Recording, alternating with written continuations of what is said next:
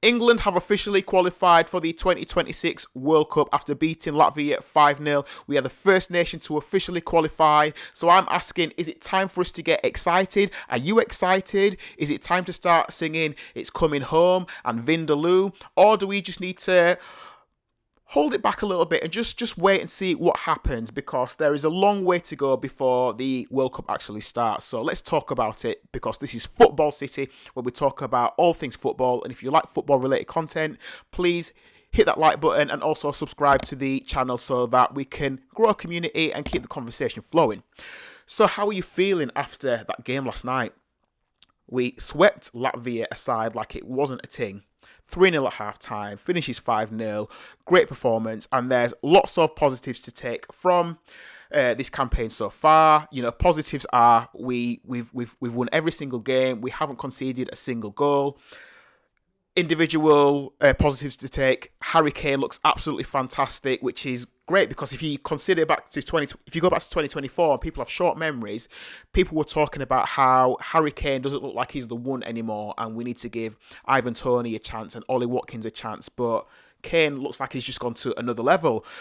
Other positives include the emergence of players like Elliot Anderson, Eze, Morgan Rogers, Anthony Gordon, who look like they could be regular starters for England now. Tuchel seems to have integrated them in a way that they just look like they're fantastic and they're world beaters. And we're doing this without Jude Bellingham, without Phil Foden. We haven't got Cole Palmer at the minute because he's injured, but we're doing it with players who seem slightly less glamorous. So there are lots and lots of positives to take.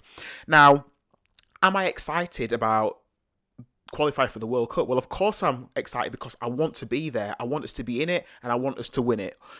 And going through qualification, I know it's not really a given, but it kind of was when you're coming up against the likes of Andorra and Serbia are a good team, and Latvia, but I expect England to win all of those games. So us blowing Latvia away isn't a massive surprise. Putting 5 past them isn't a big surprise. It's nice to see us play with confidence, with a bit of swagger. Much like the Wales friendly last week, it was nice to see us dominate and just have lots and lots of the ball. It's great to see that.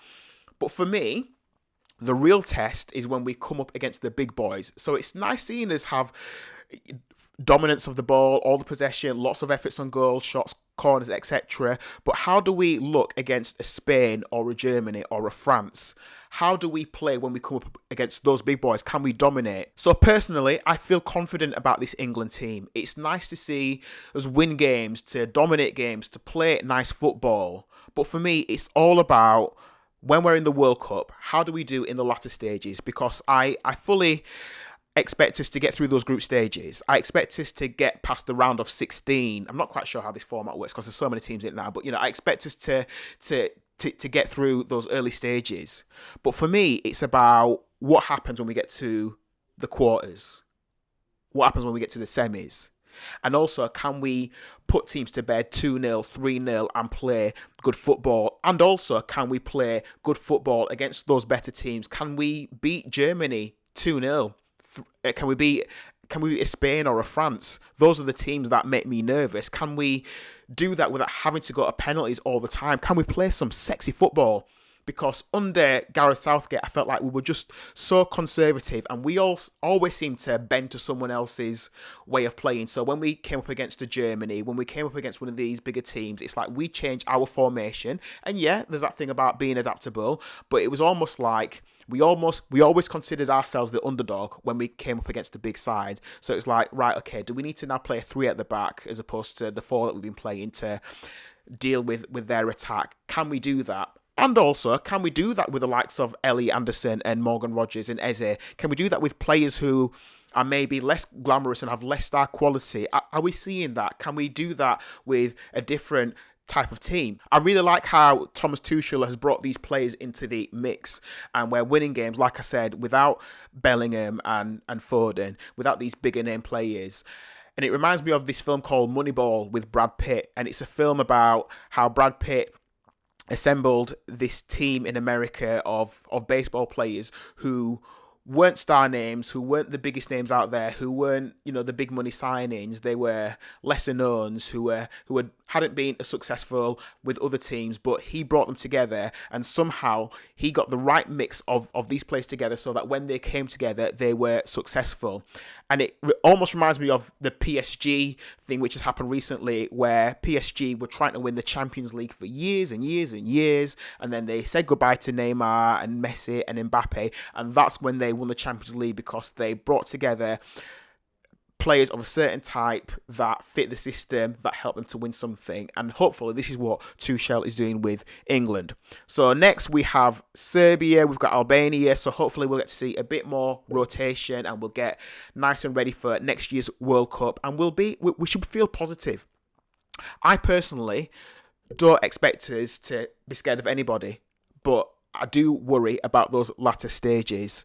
I worry that something like a Brazil could happen to us. So if you think back to World Cup 2022, Brazil were in there, and Brazil were the team that everyone were talking about because they were playing some beautiful football. They had Richarlison looking good. They were scoring some lovely goals. They were doing all these big celebrations because even the coach was joining in, and it's like, yeah, guys, we're going to dance our way to the final, and Brazil were looking good. And then what happened to Brazil? They go out on penalties. And I feel like that's what could happen to us. I don't want us to do all this beautiful football in the group stages, the early stages, and then we can't put a team to bed 2-0, 3-0, so we have to go to penalties. And as you know, penalties are just absolute potluck. So I don't feel like we should be scared of anybody, even like the Brazil that I've just mentioned. The Brazil that I grew up watching had Ronaldo, R9 in it. It had Romario, Bebeto, going back even further, Ronaldinho, Rivaldo. It had players like that were absolutely brilliant.